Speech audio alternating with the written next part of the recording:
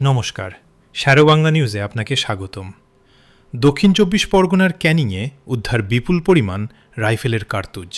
আর এই ঘটনাকে কেন্দ্র করে শুরু হয়েছে তীব্র চাঞ্চল্য। তল্লাশি অভিযানে এক তৃণমূল নেতার বাড়ির পাশ থেকে উদ্ধার হয়েছে ৭৫ রাউন্ড রাইফেলের কার্তুজ এবং শতাধিক খালি কার্তুজের খোল। ঘটনায় নতুন করে উঠছে একাধিক প্রশ্ন। পুলিশ সূত্রে জানা গিয়েছে, মঙ্গলবার দুপুরে জীবনতলা থানার কালিকাতলা এলাকায় একটি বিশেষ তল্লাশি অভিযান চালানো হয়। সেই সময় তৃণমূল নেতা জবেদ শেখের বাড়ির সংলগ্ন একটি জায়গায় নজর পড়ে তদন্তকারীদের। অভিযোগ, তালপাতার আড়ালে অত্যন্ত গোপনে লুকিয়ে রাখা ছিল রাইফেলের কার্তুজ। তল্লাশি চালাতেই একের পর এক বেরিয়ে আসে কার্তুজ। গণনা করে দেখা যায় সেখানে মোট ৭৫ রাউন্ড রাইফেলের কার্তুজ রয়েছে। শুধু তাই নয়, উদ্ধার হয় শতাধিক খালি কার্তুজের খোলও। এত বিপুল পরিমাণ সামগ্রী উদ্ধার হওয়ার পর স্বাভাবিকভাবেই এলাকায় ছড়িয়ে পড়ে উদ্বেগ ও কৌতূহল। স্থানীয় বাসিন্দাদের একাংশের দাবি, এলাকায় আগে কখনো এমন ঘটনা সামনে আসেনি। ফলে এই কার্তুজগুলি সেখানে কিভাবে এলো এবং কতদিন ধরে সেগুলি লুকিয়ে রাখা ছিল তা নিয়ে জোর জল্পনা শুরু হয়েছে।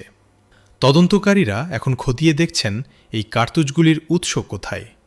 এগুলি কোনো বৈধ উৎস থেকে এসেছে নাকি এর পিছনে রয়েছে অন্য কোনো চক্র। উদ্ধার হওয়া খালি খোলগুলি আদৌ আগে ব্যবহৃত হয়েছিল কিনা তাও পরীক্ষা করে দেখা হচ্ছে। এদিকে ঘটনার পর থেকেই অভিযুক্ত হিসেবে নাম উঠে আসা জবেদ শেখকে খুঁজে পাওয়া যাচ্ছে না বলে পুলিশ সূত্রে খবর। তার সন্ধানে বিভিন্ন জায়গায় তল্লাশি চালানো হচ্ছে। তদন্তের স্বার্থে একাধিক ব্যক্তিকে জিজ্ঞাসাবাদও করা হতে পারে বলে জানা গিয়েছে। এই ঘটনাকে কেন্দ্র করে শুরু হয়েছে রাজনৈতিক তরজাও। বিরোধীরা ঘটনার নিরপেক্ষ তদন্তের দাবি তুলেছে। যদিও অভিযুক্তের পক্ষ থেকে এখনও পর্যন্ত কোনো আনুষ্ঠানিক প্রতিক্রিয়া পাওয়া যায়নি।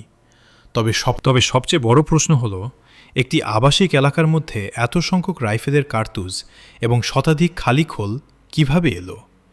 এর সঙ্গে কি আরও কেউ জড়িত, নাকি এর পিছনে রয়েছে আরও বড় কোনো রহস্য? এই সমস্ত প্রশ্নের উত্তর খুঁজছে তদন্তকারী সংস্থা। ঘটনার তদন্ত চলছে এবং নতুন কোনো তথ্য সামনে এলে আমরা আপনাদের অবশ্যই জানাব। আপনি এই ঘটনাকে কিভাবে দেখছেন? আপনার মতামত কমেন্টে লিখে জানান। আরও গুরুত্বপূর্ণ ও নির্ভরযোগ্য খবর সবার আগে পেতে আমাদের ফেসবুক পেজটি ফলো করুন এবং ইউটিউব চ্যানেলটি সাবস্ক্রাইব করে শ্যারো বাংলা নিউজের সঙ্গে থাকুন। ধন্যবাদ।